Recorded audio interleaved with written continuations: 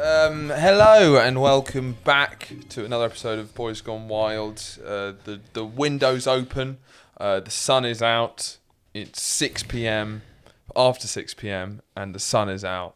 There's certainly a different vibe. It feels like we have gone through the hardest parts. We've done this podcast in the cold of night, pretty much.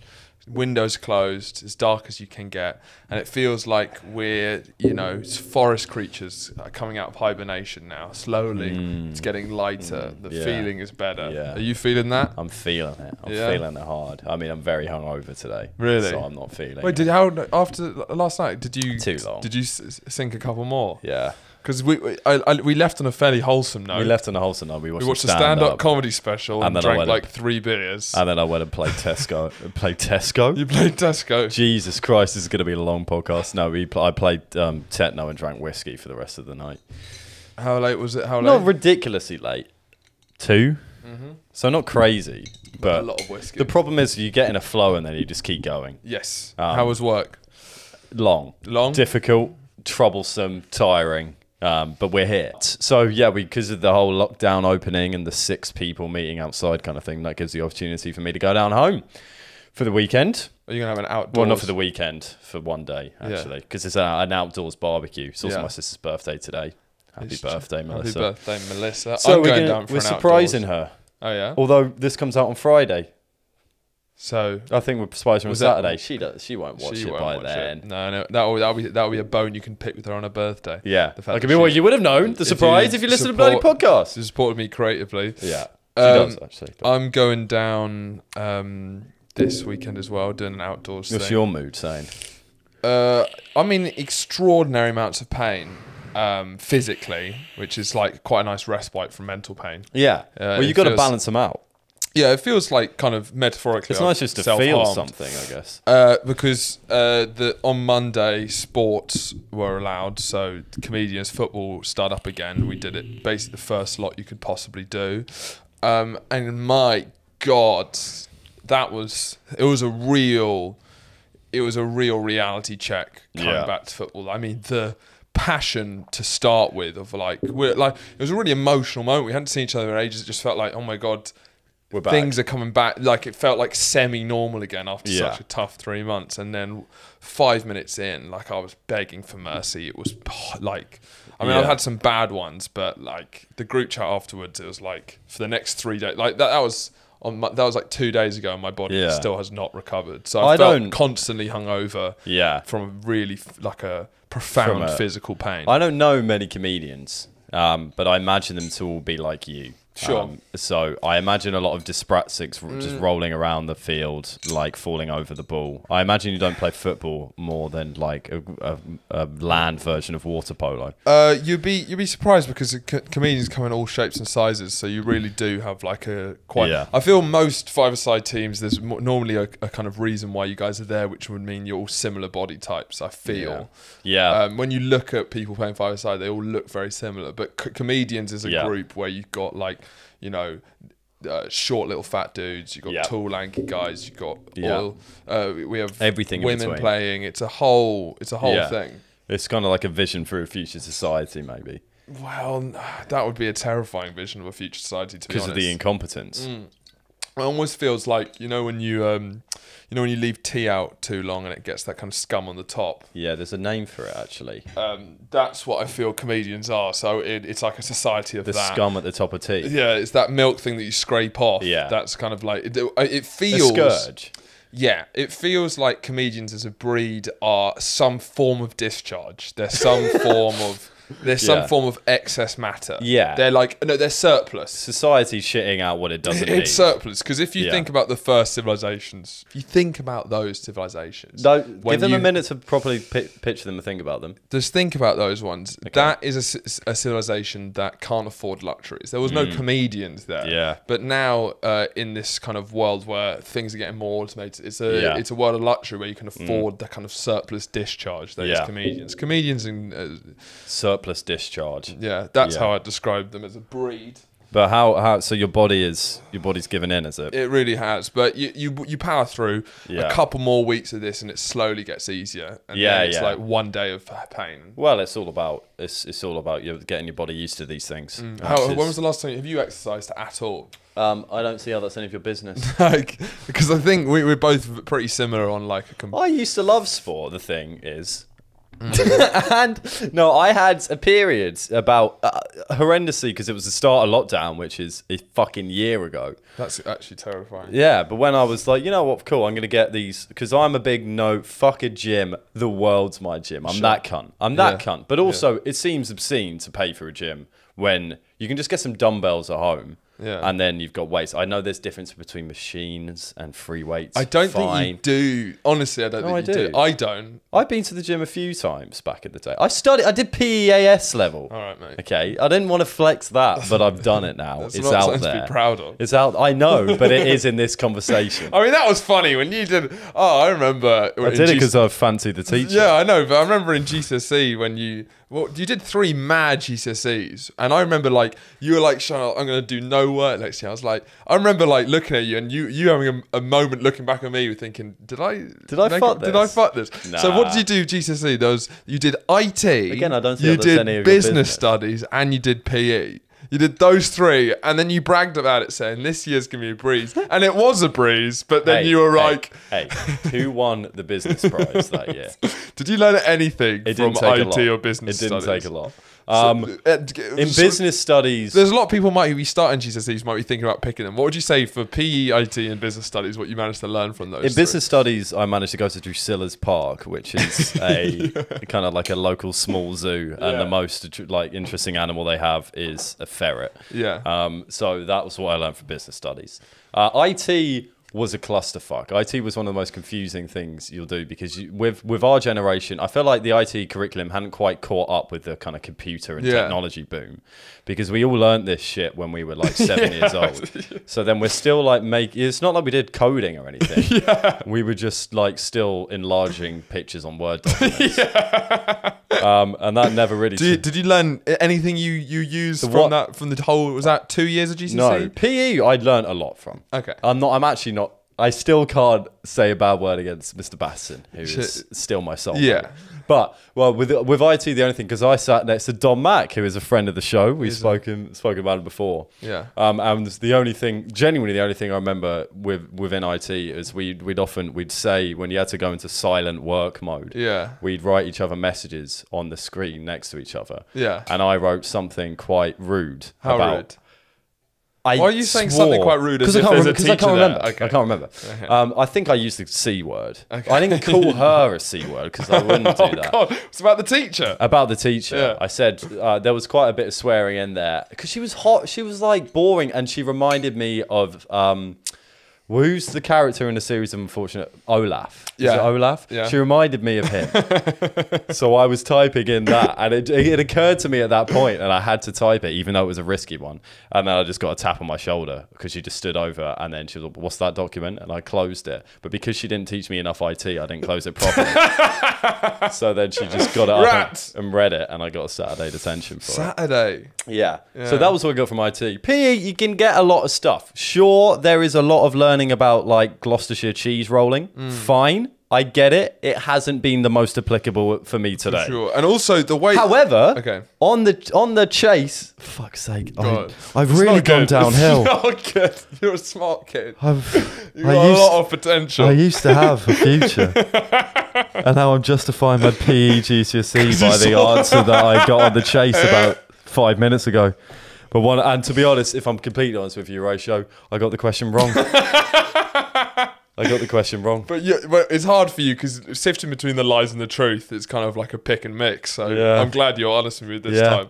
No, I got it wrong because there was a question about what part of which one of the 4 chambers of the heart is responsible for pumping out oxygenated blood to the rest of the body. And I got it wasn't the chase actually; it was House of Games. So it's all lies. But the first part was left, and I was like, "It's left," and I thought it was aorta, but it was ventricle. And I went, oh, I know that because of ASPE. I didn't even know that. Yeah. But no, the body, I have got good knowledge of the body and joints and stuff. People come to me like when they've got, when they, like I'll talk to you about providing you a cool down session. AS level P. AS, okay. I knew I was always going to stop it there. But beautifully, the teacher, the only reason I did it was the teacher, and he left after the AS, so I didn't have to let him down. Yeah, he already let me down. It was like an almost inappropriate relationship between you two. Yeah, he texted me after. I texted him. I texted him after my A-levels where we were really drunk at the pub after our last A-level exam. Yeah, I did him this gushing message about how he was such like a big influence on my school career. Yeah, and it's the most cringe-worthy text I think I've ever sent in my life. How did he respond to it? Like, he was a very sincere guy. Really sincere. So he responded appropriately. Yeah. Can you explain him a tiny bit? Because I also have a story about my relationship with Mr. Batterson. Mr. Batterson was like one of the most... He's gorgeous, man. Yeah, okay. Fuck you, he's not my kind of teacher. He was your kind of teacher. No. When I say gorgeous, I mean just aesthetically. Sure. Yeah. Aesthetically. Yeah. And like, I also had a big... crush on my history teacher, and they were a hot couple. Miss Maple. They were a hot couple. And then they got engaged. So it was really like, and like Miss Maple liked me a lot as well. So it was, I really felt like their kid. And I think that's the first time I've ever verbalized that. I think I always knew it. Yeah. So they got married. That's just a side note. But he was like a PE teacher, but boy did he have. He loved learning. Boy did he love learning. He would like, he had his he own. He loved learning. He went so to loads much. of different learning courses and like educational courses, and then had his 5 or 10 steps of how to learn stuff. And to be honest, they fucking worked. It was like the 7 R's, wasn't it? Yeah, 7 R's. Oh god, when one of the 7 R's is like responsibility, it's not. That stuff, I said, push that aside. There was the lovely line of learning, wasn't that his? Yeah, he had a lot of this stuff. But his like general techniques. Someone put a meme. It's like some people want to just watch the world burn. It was that the Joker meme of some people want to watch the world burn. There was one with, I think it was Milo. With like Mr. Batterson. Some people just want to watch the world learn.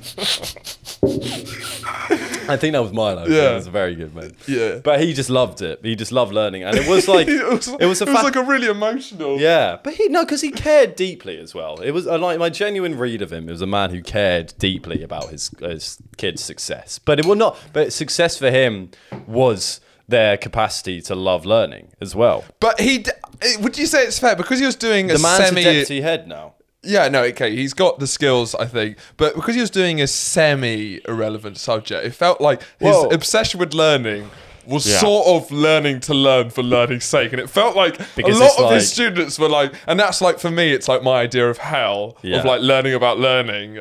Because we didn't learn about learning. You learned a lot about. We didn't. We learned. You learned a lot about learning, and you all talked about these different learning techniques. But you didn't seem to know anything. You didn't seem to have any sort of facts or any information. You just had all these techniques about learning.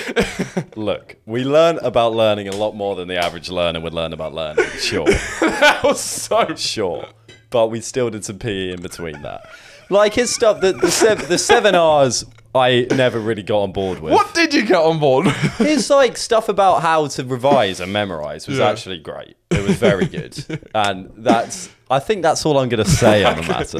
Do you remember my only thing with him? Because we just weren't. You guys were built for each other. We were. We really weren't built for. I'm his. Because you're a cock and I'm an alpha. That's not. That's why. He did one thing where he called the whole school in to one of his new learning initiatives. I always got embarrassed, like a son would be if his father was doing those things. Because I was like, please don't say it to the whole school.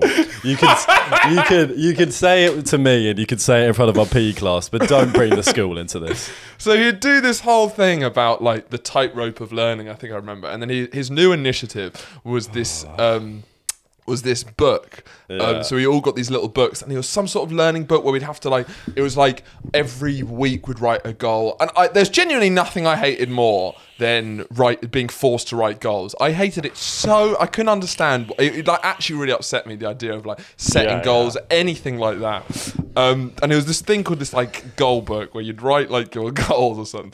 And then afterwards, as I'm walking out, I'm just like, there's my new cock drawing book. Just like not a great joke, but like straight out, like, great, I've got a new cock drawing book. And Mr. Patterson is waiting by the door, kind of waiting there, I think, for people to say, like, great, like, you would have just... and I was the first person out, and I just saw his little face drop, and I didn't feel anything for it, to be honest. Broken his man's heart. Because he's just done He's so lovely. He's just done like an hour's talk on this goal book, and the first kid he's heard talk out, because I think he wanted to even hear what people were saying about it, was, there's my new cock drawing book, and you know what? I think he deserved it, because you can't... But you would have broken his heart. I don't like to hear that, because I can really imagine his face drop, and I did an AS level just to make sure his face didn't drop at any point whatsoever. But there was a lot of projection onto Mr. There was a hell of a lot of projection. I mean, I combined, like, it was at a similar time that my parents divorced, I think, as well. It was, it's really not a coincidence. Looking back at it, I'm sure he was projecting some stuff. Yeah. It nearly got inappropriate. It did nearly get inappropriate. Like, yeah, we had there's nothing, we had obviously there's absolutely nothing sexually, but it was emotionally. We had a really long hug. There was an emotional bond that bordered transcended. I don't know. We had, as I say, we had a very long hug goodbye. Probably too long. Yeah. But no, he's a lovely man. He's got a very strong place in my heart. Yeah. And that's all. No, shout him out. Shout out if he's listening. Because he would. He doesn't have a strong. He would. He would. Because he actually, I mean, this is gonna sound inappropriate, but it's not. Because he lives in Somerset now, because he got offered a deputy head, and that is where Glastonbury happens. Yeah. So he's like, if you ever even want to go to Glastonbury, don't worry about camping. You can all just stay at my house. That does sound inappropriate. It does sound inappropriate. But it's just because you guys don't get it. He wasn't, to be fair, he wasn't like, hey, Gitz, do you want to come over to mine? It did come from a genuine... No, it was genuine, sincere. Yeah. Like, he felt like he was so sincere, he couldn't even imagine why that might be inappropriate, because in his head, it's never even crossed his mind why anyone would do something like that. No, it was very pure. And I don't want to drag that through the mud, because it's one of the few things I have left, to be honest. Okay, now we talked about Mr. Patterson for about 15 minutes. Didn't expect that to happen. Should we stay on a similar theme? Go on. Because of learning. Sure. Because I'm going to learn the piano. Okay. And that's very exciting. Also, if anyone is looking to get rid of a keyboard, can you just drop your number on the comments? Because I'd like to buy one. So I'm going to learn the keyboard. It's a very exciting step in my life. I've already used to learn. I learned the piano before, but didn't like it. How far did you get in? Not that far, because this is in the time where I learned the recorder, the piano, and the trumpet, and then I should have just started the drums straight away. Yeah. And then I realised that I wanted to play the drums. Got to have a bit of trial and error. You got to have a bit of trial and error, exactly. Yeah, you're a rhythm guy. I'm a rhythm man. What? Rhythm and blues. So I did that. So I learned for a bit, not long. So I can play chopsticks in that one jazz song that I always play.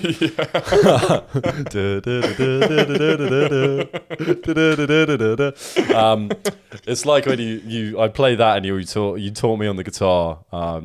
What is it? Down. Yes. Bridge over water. No, not bridge over. Smoke on the water. Smoke on the water. Yeah.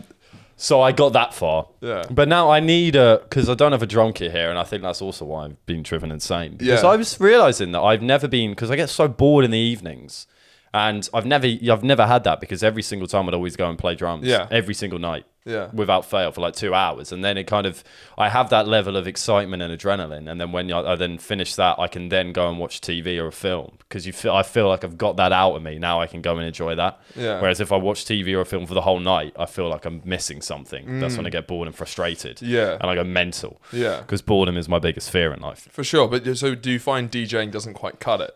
Not quite. When it scared me a little bit. Fucking hell. Because it's close. It's nearly there. But it's not the same. It's not the same. It doesn't quite cut it. So, because the joy of learning a new instrument, you're shit at first, which is fun, but fucking frustrating. Okay. And then the best bit comes when you just start to get a bit good. And the bit where you start to get a bit good is the best bit of any instrument you'll ever play. 100%. Because now when you get better than that, you just get frustrated that you're not better. Okay. Whereas when you start to get to grips with it and you start playing properly, you get better exponentially as opposed like to 2 years. Like for 2 years of drumming, I reckon when I got to the place where I could just listen to a song and play it. Yeah. The best thing ever. Now I get frustrated because I'm not good enough and I could be better. Yeah. So I want to get that bit, and as well not having a drum kit here, playing the piano. But is a more feasible thing, basically. And get some melody in me, you know? Play for my soul. Yeah. Play for I mean, my I was always the heart. melody guy. You was the rhythms guy. No, Normally. you weren't. Please don't insult me like that. We were never conjoined.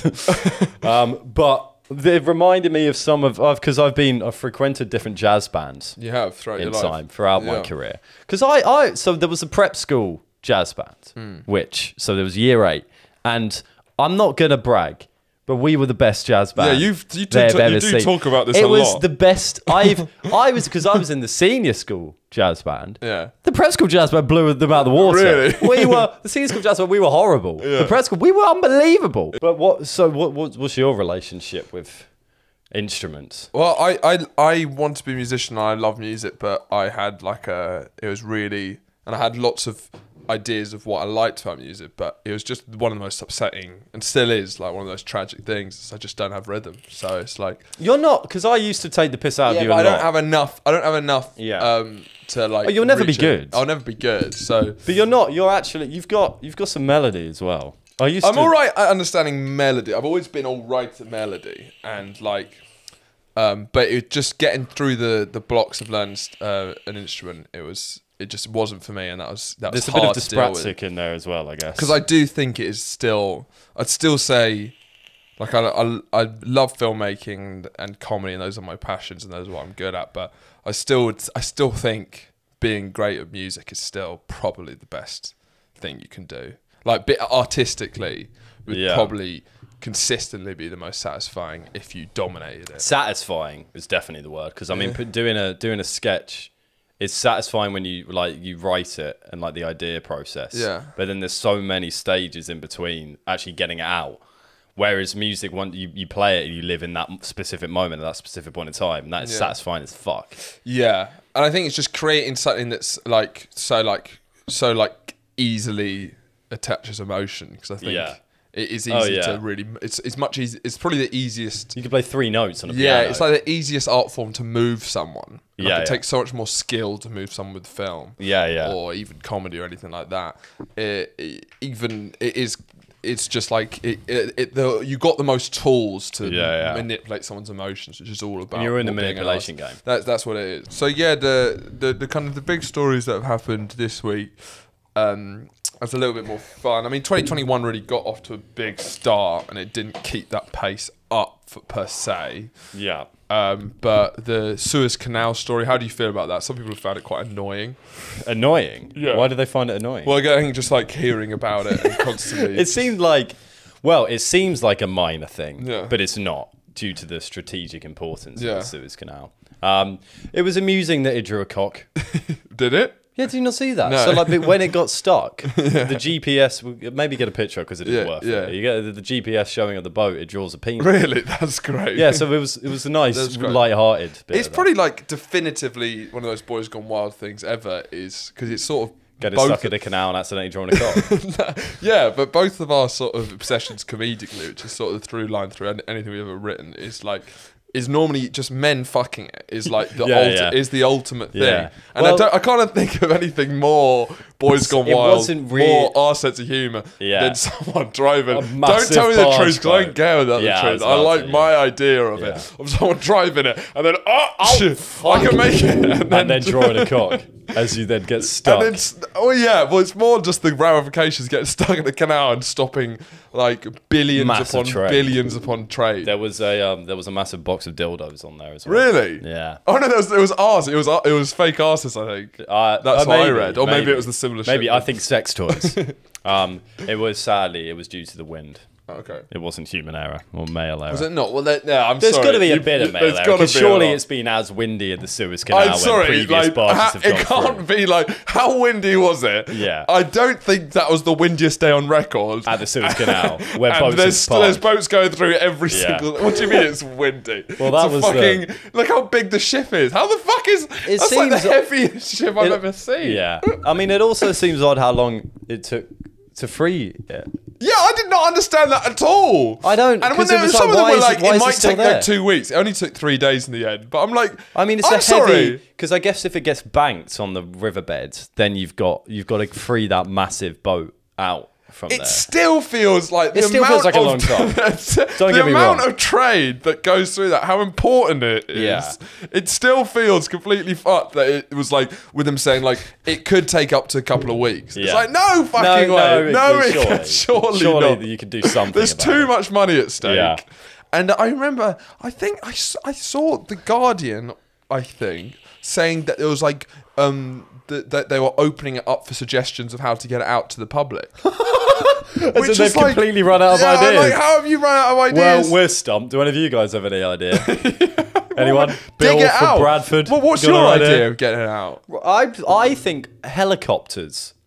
I immediately regret that decision. That's poor. Yeah. Wait, what was it? Was it to Well, drag or pull? well, Well, 'cause I think- not pull out. So you I, fucking right, what I idiot. get, no, I just lift it up and turn it round. No, what I'm thinking is you get 7 not jumbo jets, fighter pilots, Okay. fighter planes. What are they called? Jets, Fighter jets. fighter jets. Combine some words. You get 7 of those, and you put them on the left side of the bank. Has to be the left. That's critical. You put them on the left side of the bank, and then you attach a jumper cable, lead, Doesn't matter. tow lead to the jet, to the boat. Connect them together.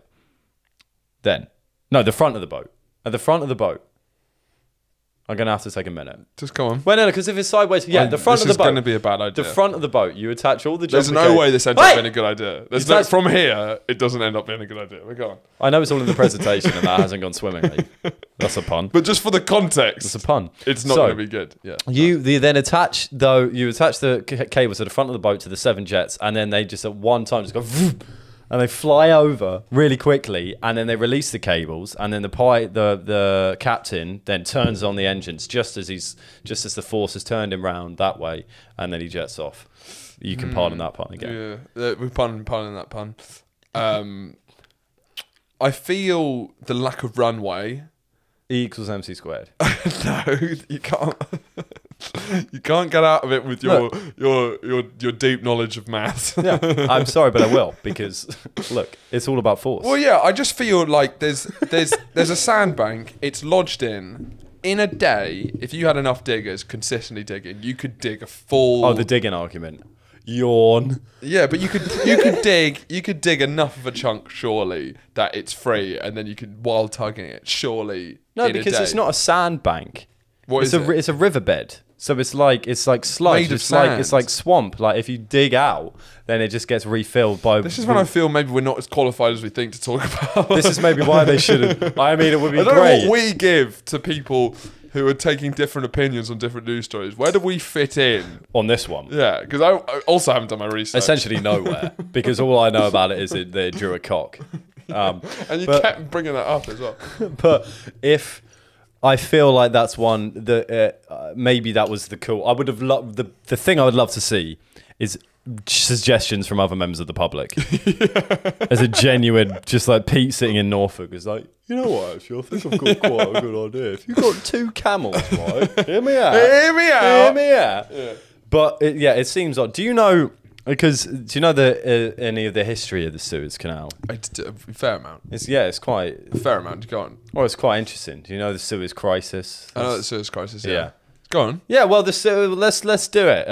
Part of the reason, I think the only reason it's a news story that a boat got stuck in a river was because of the strategic importance of the Suez Canal. Because the Suez Crisis is what, 1950? Yeah. If a boat got stuck in a river, just like the River Trent, it would be a news story here. It would be like a random river in like Nepal. I can't name in the random river because all that came to my head was the Nile. Yeah.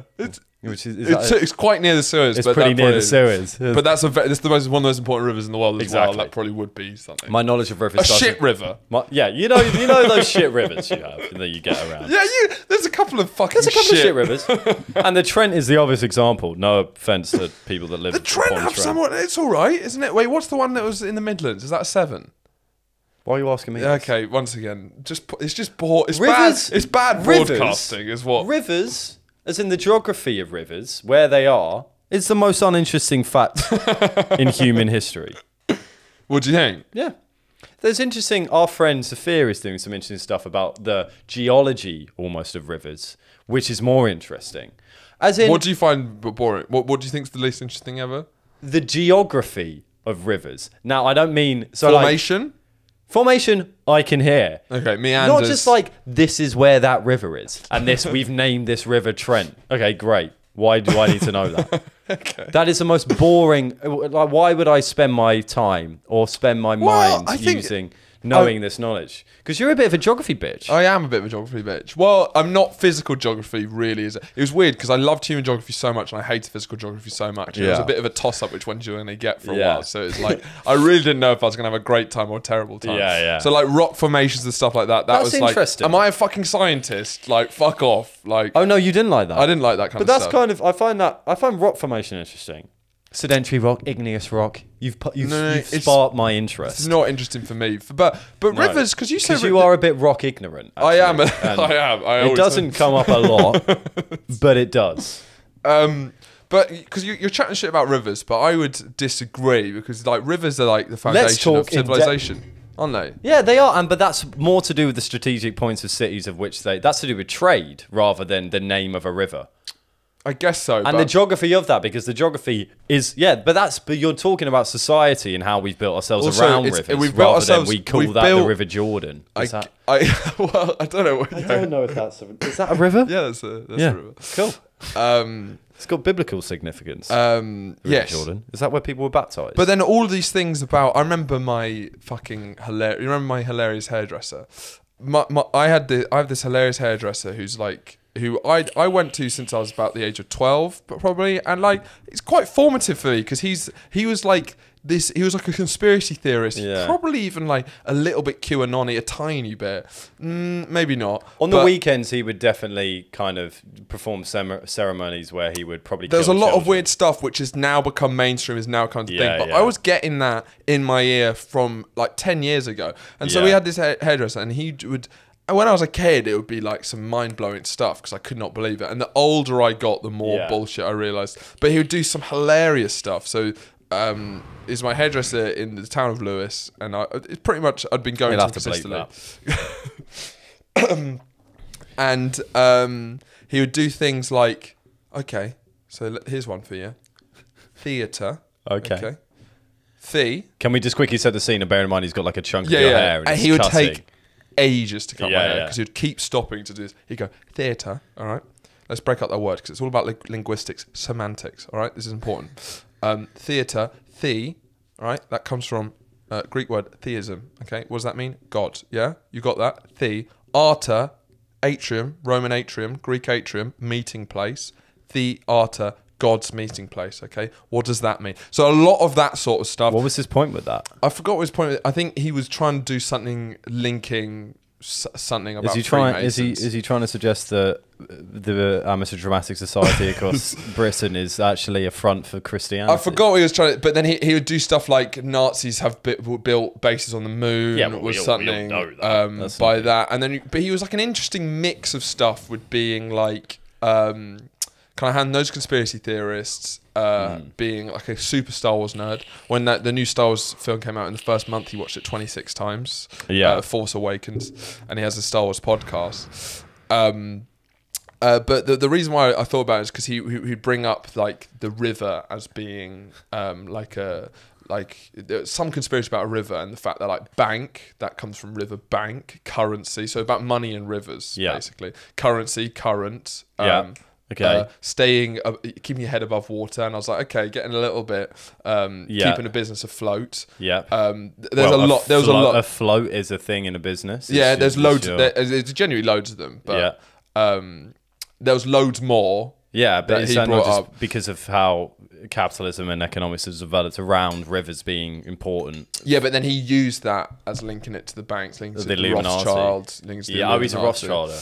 Yeah, so he had a lot of shit stuff going like on with the Rothschilds. And I remember as well quite distinctly, and he would always be quite like open about his sex life. You go, doing a little. How old were you? I was like 13, 14. He didn't care. Verges on inappropriate. Yeah. I mean, if we're talking about our are inappropriate daddy figures. Yeah. I think I prefer Mr. Batterson. He was not a daddy figure. Mr. Batterson. He was an uncle. Mr. Batterson taught me how to learn. He was an uncle figure. He taught me how to think. He taught you how to think. How to see. But well, do we want? Because let's do a fun fact. Okay. Or do you have something more that you're trying to think? Do you want to just explain the Suez Crisis? And why sorry. No, this go is in on the Suez Crisis. You do that. You have a No, thing you go on the Suez Crisis. So the Suez Crisis happened, I think, in the 1950s again. 1957. Well, I know dates because I'm a bitch. History's cooler if you don't know the dates, by the way, kids. Keep it real. It's all about the themes. That's right. So in the Suez Crisis, basically, it was during the Cold War, and this is about 1956. Oh, you were one off. Well, the thing is, when you don't suggest a date, you're never embarrassed when you're wrong. It's true. So again, never take any punts in life, kids. Always be mediocre. So in this crisis, it's just explaining probably why it's in the news, because of the strategic importance of the Suez Canal. I also misheard that when I was learning about it in school. I thought it was a sewage canal, and I always wondered why are loads of nations arguing about where their poo goes. But it turns out it's Suez Canal.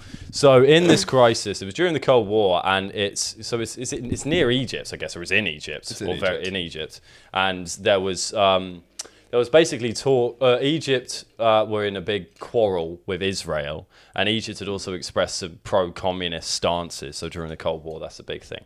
And they were going to move to nationalise the Suez Canal, meaning they would have control over... And Egypt used to be a British colony. There you go. That's in there as well.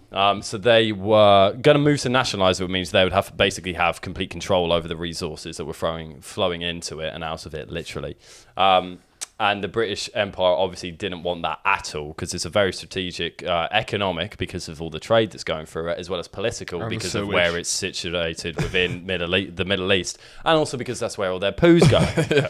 So they they also moved to block Israel from ever being able to go through it because of their quarrels. Sure. So what the English did, and it's a really interesting point of how international relations works, and just how wars can be constructed out of absolutely nothing. Because although we've got UN charters of how to, rightful practices of when it's appropriate to intervene in countries or whatever, you can easily dot to these. And that's exactly what the British Empire did, is they basically got Israel invaded part of Egypt, which they obviously knew Egypt would retaliate to with their military. And because of that military retaliation, that would give UN justification for the English and the French to then invade the Suez Canal. Yeah. With the guise of kind of just retaliating against that, when in fact it was to secure their trade and political interests in the region. So then France and England invaded, and just to basically secure it. But then there's this Canadian bloke who did basically this. He was like, I don't know, foreign secretary or something. And he was a guy who said, let's resolve this peacefully. You guys shouldn't be doing this, because it's clearly just a Cold War game, and it's bad for the region and everyone. So he was the first person to deploy UN peace envoys. Oh, is that when it started? Yeah, so peacekeepers. So it's kind of it's military, but he was the guy who invented it. Yeah. So he then put a resolution through to say that it should be free and open for everyone, but he sent peace envoys in there. So it lasted about a year, but then eventually the UN passed it, and then the British and French had to fuck off. Did it last? Okay. It lasted like a year. Well, because I remember... Because it could have been a big coming to heads of particularly Britain and Russia at that point. The Americans weren't interested. I didn't. Maybe the bill that was here, but I remember from what I know about it, it was like a huge scandal that basically is like the biggest representation of basically the end of the British Empire. The empire ended after the Second World War, but it was like the Suez Canal crisis was like probably the biggest national embarrassment Britain's had since the end of the Second World War. Probably was that still. I mean, people brought up Brexit and what's been happening with Brexit, saying like basically the biggest national embarrassment. You weren't there at Suez, mate. Suez, mate. But I thought it happened basically. Eden, who was the Prime Minister at the time, and a couple of his cronies and cabinet members did it without public knowledge or government knowledge or the Queen's knowledge, and did it as a sort of smash and grab really quick. But part of it was because it was Nasser, who was the Egyptian Yes, that was prime minister at the time. Confusing with the space agency. Very confusing. And Nasser Hussein, the cricketer. Yes. So they part of the it wasn't just to secure their interest there in terms of the Suez Canal, it was also to topple that government. Yeah. In the time of the Cold War, where every English and American governments are trying to topple governments that might have a pro-communist stance. But what was the real embarrassment about it was like, it wasn't like Britain it was kind of even worse than Britain getting beaten. It was like, it was kind of the first time the whole international community were like, what the fuck are you guys? What are you doing? Yeah, and even America, what they did to push it through as well, because they were trying to push through the resolution, is they started selling off sterling, British pounds, because that basically depreciates the value on the currency exchange, and that Britain. forced Britain to then Britain's for like one of the first times in history, Britain's hand was forced, and they just looked like a cunt. And that was pretty much the kind of realization that it's changed in America. And now look what's gone. Since Britain aren't in control of it, there's a bloody boat stuck in there. So bring back colonialism. I don't want to say. I think it probably will happen. I think a lot of Egypt are like, this would never... You know what? This would never happen. Because what they do is they'd get 7 jumbo jets and they'd attach it to the front of the boat. This is British thinking. You can't get that kind of thinking outside of Britain. And this is why we need to re-Britanize the Suez Canal. And maybe the world. So, moving on from our discussion about Middle Eastern politics and general international relations, we're going to talk about Chet Hanks, who I think, let's reveal this straight away. Yeah, so I think many of you would have seen the story with him, but I don't fully know it too much. I've picked up on a bit here and there. I saw a Vice article. We'll get there. So Chet Hanks is Tom Hanks' son, America's sweetheart. He was, when he got coronavirus, everyone started taking it seriously. That was like, oh my God, Tom's got it. If it can happen to Tom, it can happen to God. So Chet Hanks is Tom Hanks' son, who has previously got in trouble because he would put on a Jamaican accent when he has no heritage to Jamaica. So that kind of sums up this guy. I can't help but rate it. And that's the problem. I can't help but rate it. I have never been more confused at a man in my life, because I picked up the story and Chris D'Elia posted it on his story, saying like, I fucking love this guy. Yeah. And again, I can't tell if we're so deeply entrenched in irony. There's irony poisoning. That I just don't know what's happening anymore. No, it's really unclear. It's unclear if people genuinely like him. It's unclear if he's the joke of himself. That's the kind of paranoia of this age. We don't know if people are joking. So he's kind of generated global media attention because of an Instagram story or post he did. Okay. And I've seen this. It's him in a car going, what? So I just got this feeling, guys, like, it's kind of like, I mean, tell me if I'm wrong, but it's just going to be a white boy summer. It's just a white boy summer, I can feel it being a white boy summer, It's just that kind of thing. And he is basically, and then that video did fantastically. Yeah. So now white boy summer is a thing. And there was then a Vice article I read on it this morning, which is saying, we're kind of defending white boy summer, because obviously is this racist initially. But in the video, he prefaces, I'm not talking like, I'm not going to get a bang on, but I'm not talking like cardigans or something. Or cardigans or, I don't know, golf. Some things like that. I'm talking about, his first word is me. Okay. I'm talking about me, and then drops 2 other names that I don't know. Yeah. But he's talking about those white boys. And then it's then become into, he's talking about Black Queen summer as well. And part of it, and the most fascinating part of this video, which it made my head explode, because I'm now at a point where I don't understand his reality, whether this is irony or a pretty hilarious joke. Yeah.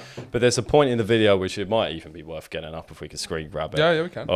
He goes, do you want to show the video? Yeah, I'll get it up. So, my phone's died. In it he goes, because he's then clarifying, because he realizes it's doing really well. So then he then clarifies on his white girl summer. Well, white boy summer. Do you want to find it? Yeah, he clarifies on his white boy summer thing, and he goes, he says, well, that doesn't mean it's like what is it? It doesn't mean it's like, it's a black girl summer as well, because you know me, I'll be fucking black girls all the year, respectfully. And that point is one of the most, like, is this satire? It's not. It's fantastic. I love it's going to be a white boy summer, does that make it a black queen summer for you? And I said, do you know me? Because if you did, you know that's all year round. Respectfully. But, yeah. It's a respectfully after. It's respect. But the respectfully is done in such a way that it's like, if you do like, respectfully, like it's a joke, but he does it in a sincere level that you don't know, you really can't tell the lines. Don't know what's happening. Yeah.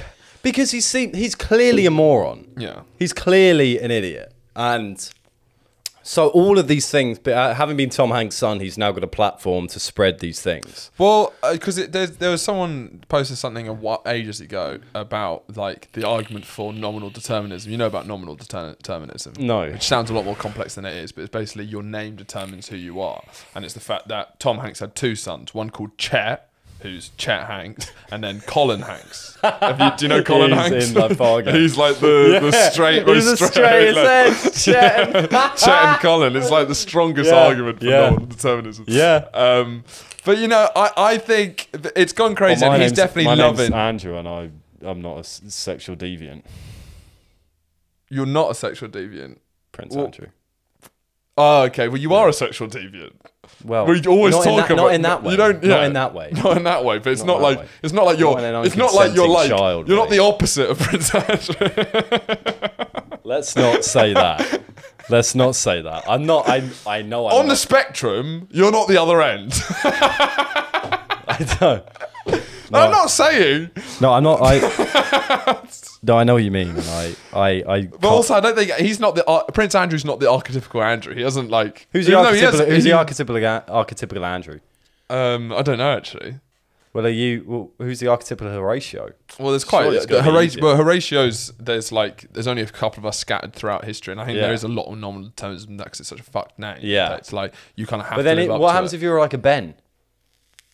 What do you mean? Who's gonna? How can you be determined by a name Ben when everyone else is called Ben? Well, you can't. It's a complete thing, but it's funny. Oh, so I thought we were gonna debate it's not. it. It's not a genuine thing. But I mean, like, just the strong, overwhelming evidence for Chet is pretty overwhelming. Actually. Well, because I'm here for a white boy summer. I think it's going to be a white boy summer. And what does he mean by white boy summer? This is the question. Is he saying it's a summer for white boys, or is he saying the summer is embodying the characteristics of a white boy? No, I'd love to have him on the show. Yeah, he's a boy gone wild. There's no two ways about it. But I think it's time we had a white boy summer because it's like it does feel like. There is something white boy, white power is terrifying, but white boy is silly and cucked, and there's something quite unthreatening because a white boy summer, unlike using white in many other contexts, which is terrifying colonialism. White boy summer to me looks like a burnt, skinny white dude going like hot sodded who hasn't faced any oppression. Because there's those kind of white guys who like just kind of drift through life, and because they haven't had any real problems, they're just quite like nice to be around. They're not really threatening. That's not. And I agree, Horatio.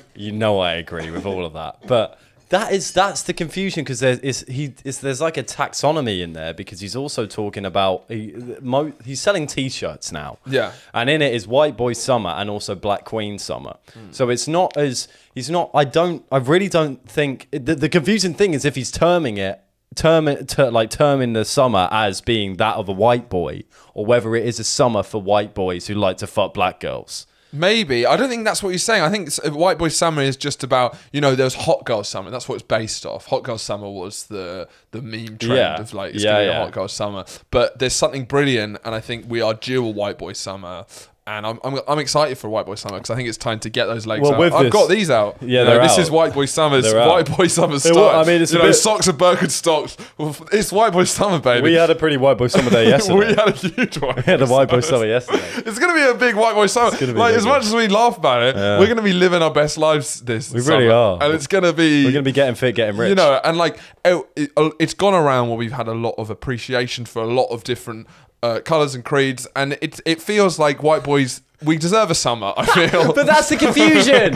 I think we've earned a summer. I don't think... Not with everything going on. Yeah, maybe in the... but I think because it's either the most poorly timed and abhorrently tasteful ideas in history. Yeah. Or it's the perfect way to kind of comment on something. But the joy, everyone should follow him now, just because like the joy of him, because he's the only reason that people knew his name was because he pretended to have a Jamaican accent for a long time. But now this is the next thing he's doing. And because there's been a lot of praise for it, and people have jumped on it. It's like, it's something we speak about it a lot, but it's a suspense. I imagine Izzy, my ex-girlfriend, jumping on that. Yeah, it's a white boy summer. It's a white boy summer. And like that kind of idea on the internet is very powerful. It's a powerful idea. The speed at which he did that post to then doing the second post and then to making t-shirts, it's been phenomenal. Yeah. There's a big problem with the t-shirts, however, as has been revealed in the last couple of hours. Why? They've been criticised because they have the same font as Mein Kampf. Do they? Yeah. That's not good. Now, when you're straddling a Because really... the last time we had a white boy summer, it didn't go too good. It didn't go too good. It really didn't go too good. It wasn't a good white boy summer. The problem of when you're straddling this really thin line between doing a kind of, I don't know, sassy, a sassy, fun comment on culture at the moment to being a racist. You don't want that line to be decided by the font you use. Yeah, but then it does add, but I think it just adds to the kind of level of moron and incompetence. There's no way he didn't think about that. We should look at him. We should look at him like a clown. Is it the same font? I looked at it. I didn't know there was a font of Mein Kampf. Well, there has to be. Well, there's quite a few editions. Was there like a set? So it looks a bit like, imagine, the Monster drinks, but imagine that was like scaled down and made more fancy. Yeah, I don't know if Mein Kampf. When I saw it didn't shout Mein Kampf. I don't know if Mein Kampf aims like a slightly gothic font. I don't know if that's. I feel that might be connecting. No, but I mean, like, there is a fact of it, that is the font that Mein Kampf used. Is that a fact? I believe it's a fact. Okay, I don't know. I dispute that. Okay, but having just heard it. I dispute that. But surely, I mean... Because you're not a reliable narrator. No. What do you mean? If we're doing English GCSE and you're a character and you're the lead character, you'd be known as an unreliable narrator. My God, yeah, that really fits with me. In so many ways. But, I mean, again, I like that maybe my instant reaction was, well... Okay, right, there was like 3 levels of reaction. First, it was like, oh, it was meant to be racist. He is a racist. Secondly, it was like, okay, he's an idiot. And maybe he's an idiot and it's just a mistake. And then thirdly, it's maybe that's what White Boy Summer's all about. Making mistakes. Yeah. Being a dunce, being a buffoon. Getting forgiveness. And gaining some sort of forgiveness. But like, just doing things without retribution because... they just mean nothing. It means something in some way, but at the end of the day, nothing means anything. I think he's a nihilist. I think deep down within him, he is a jovial nihilist. I just don't know how Tom Hanks made him, and I don't know what their relationship is. What does his dad think? Yeah. Every time I see all this shit, what does his dad think? Yeah. Because you can't. You're America's sweetheart, and your son has been known for 2 things.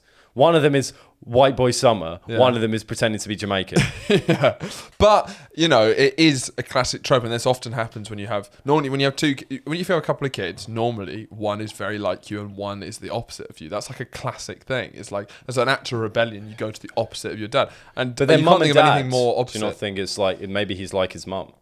Yeah, what's Mrs. Hanks like? Yeah, but I don't know if Tom Hanks would actively marry the female. Well, Mrs. Hanks got in that problem for pretending to be Jamaican. No, that was Hilaria Baldwin. Yeah, no, and it was Spanish. I was joking. Oh, I said Jamaican. What do we make of that? What? Pretending to be Spanish. We talked about Hilaria Baldwin. Oh, we have. Yeah. Well, you already know what we make of it then. Stop Unreliable asking us for more content. Anyway, thank you very much for listening. Subscribe to the Patreon. Bonus episode every week. See you guys next week. Keep it wild.